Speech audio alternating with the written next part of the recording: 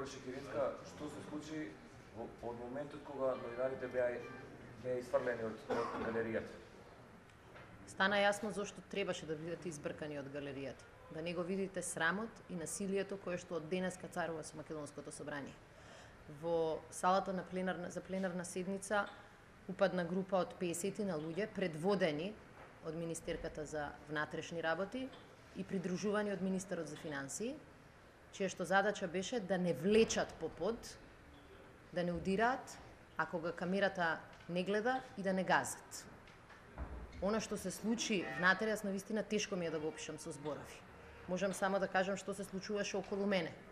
Жени беа напаѓани, беа легнувани на земја, а кога не се согласувавме да ја напуштиме седницата, буквално не фаќаа како да сме стока, не влечеа по под и меѓу нозете на обезбедувањето ни удираат лоци и не газе. Тоа е цената која што Македонија треба да ја плати и изгледа за да се спаси од диктатурата која веќе стана и насилна. Кој го удираше? Обезбедувањето.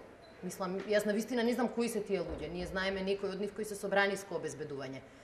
Не беше тука присутно само собраниското обезбедување. Очигледно тоа беа луѓе што би рекла министерката со овластување. Гордана Јанкуловска изгледа им дала дозвола за тепање. Не знаеме само колку од нив имаат и дозвола за убивање. Дали пред да почне атакот, како што викате врз вас, бевте предупредени вербално да ја напуштите говорницата и пред да почне нападот, или? Не бе, јас трудам и од колегиве да добијам. Јас барем такво нешто не чув, а ни колегите. Влегоа како казнена експедиција и се однесуваа како такви. Меѓутоа, она што го видов од некој, па и жени во обезбедувањето, кои буквално не фаќаа за раци и нозе, фрлаа кондурите и не буткаа кај нив меѓу нозе, за да потоа полесно не газат, тоа не се можела да очекувам ни во држава отаде тоталитарност. Тоа го направија подготвено, систематски и инструирано од највисок врв. Во исто време, колегите пратеници од парламентарното мнозинство седеа, а според кажувањата на некои мои колеги и аплодира. Нека им служи на чест.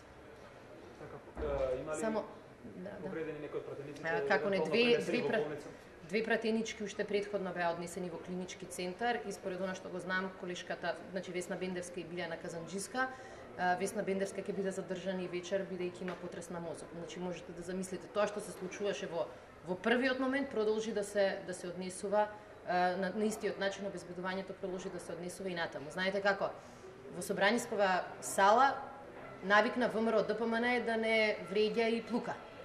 Од денеска сакаат изгледа да не навикнат и да не тепаат. Сакам да соопштам дека насилието кое што денеска го покажа повеќе зборува за нивниот страф отколку за нивната сила. Само едно прашање сега, не знам дали имате се уште став за земена како пратеничка група, што е она што ќе го преземете по вие слушување, како партија дали имате донесено некаков став или дополнително ќе се одлучува? Има ќе во тек на денот ќе ви ги соопштуваме тие работи. Колегата ваш Митре и Митре Велјановски беше овдека хоспитализиран. Митре Велјановски, Миле Андонов беа мислам овдека примени од страна на лекарот со повреди исто во абдоменот и Митре и Миле, бидејќи кон нив не знам зошто обезбедувањето исто така реши да биде така посебно грубо. Благодарам уште еднаш, извинете.